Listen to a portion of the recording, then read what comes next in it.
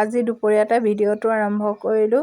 যিসকলৰ ঘৰত smart meter আছে তেওঁলোকে ভিডিঅ'টো চাব আৰু যিমান পাৰে সিমান শ্বেয়াৰ কৰি দিব, যাতে মোক যোনে যোনে এই কথাটো সুধি আছিলে তেওঁলোকে যাতে চায় আৰু তেওঁলোকে কামটো কৰে। বহুত ধুনীয়া এটা বস্তু আমাৰ চৰকাৰৰ ফালৰ পৰাই দিছে বুলি ক'ব পাৰি। আৰু যোনে যোনে এতিয়া সুবিধাটো ল'ব নোৱাৰে, হয়তো নিজেই পিছত পইচা খৰচ কৰি ল'ব লাগে, এতিয়া লোনৰ সহায়তে ল'ব পাৰিব।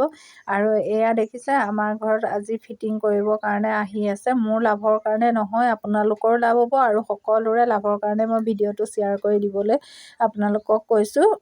আৰু এয়া ধুনীয়াকৈ ফিটিং কৰিবৰ কাৰণে ফুটা কৰি আছে।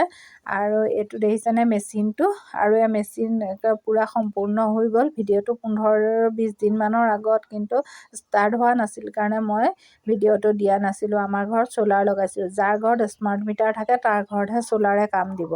আৰু যিমান পাৰে সিমান ভিডিঅ'টো শ্বেয়াৰ কৰি দিব, কাৰণ স্মাৰ্ট মিটাৰ থাকিলে বিলটো ৰেহাই হৈ যায়। বিল দিব নালাগে, অথচ বিলটো জমাহে হয়। জমা হৈ থাকিলে এবছৰৰ মূৰত কিবা এটা আকৌ তাৰপৰা আমি পামহে, আৰু প্ৰতি মাহে আমি বিল দিব নালাগে। আগতে এতিয়া আমাৰ বহুত কাৰেণ্ট খৰচ হয়, 600-700 টকা বিল আহে, কাৰণ আমি বাগানত পানী দিওঁ। কিন্তু এতিয়া আমি বাগানত পানী দিবৰ কাৰণে চিন্তা কৰিব নালাগে। আমাৰ 300 ইউনিটমান কাৰেণ্ট পোৱা যায়, কিন্তু সিমানটো আমাৰ খৰচ নহয়। আমাৰ কাৰেণ্টটো জমা হৈ থাকে, সেইকাৰণে আমি পিছত আমাৰ জমা হৈ সেইটো আমি মানে ইলেক্ট্ৰিচিটিক দিব পাৰোঁ। সেইকাৰণে আমি পিছত কিবা এটা পইচা পাম বুলিহে কৈছে। পইচা পাওঁ নাপাওঁ পিছৰ কথা, কিন্তু আমি বিল দিব নালাগে। আৰু এয়া ৰ'দ যিমান দিব সিমান আপোনাৰ চ'লাৰে কাম দিব। আৰু এয়া চাওকচোন, আমি বাগানত এতিয়া ধুনীয়াকৈ পানী দিব পৰা হৈ আছোঁ। একদম বাগানত পূৰা পানী দি আছোঁ। আমি দিনতে এতিয়া লগাই দিব পাৰোঁ, কিন্তু আগতে হ'লে ভল্টেজৰ কাৰণে বা বিল কাৰণে আমি কমাই দিব পাৰোঁ। এতিয়া আমি অসুবিধা নাই আমাৰ, এই একদম ধুনীয়াকৈ আমি বাগানত পানী দিব পৰা হৈ গৈছোঁ। আৰু সেইকাৰণে আপোনালোকক কৈছোঁ, যাৰ যাৰ স্মাৰ্ট মিটাৰ আছে তেওঁলোকে একদম ধুনীয়াকৈ চ'লাৰ লগাই দিয়ক। কোনো অসুবিধা নাই আৰু কোনো ভয় কৰিব নালাগে।